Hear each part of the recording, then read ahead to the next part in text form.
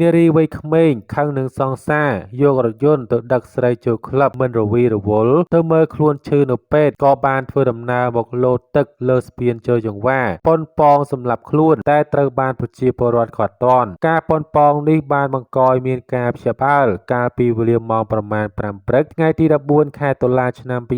2025នៅលើស្ពានជ័យចង្វានៅក្នុងសង្កាត់ជ្រោយចង្វានារីរូបនោះមិនបានប្រាប់ឲ្យស្គាល់អត្តសញ្ញាណឡើយប៉ុន្តែនាងមានអាយុប្រមាណជាង20ឆ្នាំថានៅមុនពេលកើតហេតុគេឃើញនារីរូបនោះបានធ្វើដំណើរឡើងលើស្ពានហើយតមកកាន់ដៃស្ពានប្រងលោតទឹកសម្រាប់ខ្លួនតែនាងហាក់ដូចជាចិត្តពំដាច់ខណៈនោះមានអ្នកដំណើរម្នាក់បានឃើញហើយចាប់ឃាត់ក្រោយមកបង្កឲ្យមានការភ្ញាក់ផ្អើលនិងតាក់ទងទៅបុរសជាសង្សារដើម្បីឲ្យមកទទួលនាងត្រឡប់ទៅផ្ទះវិញតាមនារីវ័យក្មេងរូបនោះបានឲ្យដឹងថាមូលហេតុដែលខ្លួនធ្វើដំណើរមកលោតទឹកសារតូចចិត្តខ្លួនឯងនិងសង្សារបានយករថយន្តទៅដឹកស្រីចូលក្លឹបនិងមិនបានរវីរវល់មកមើលនាងដែលដេកឈឺនៅពេលឡើយ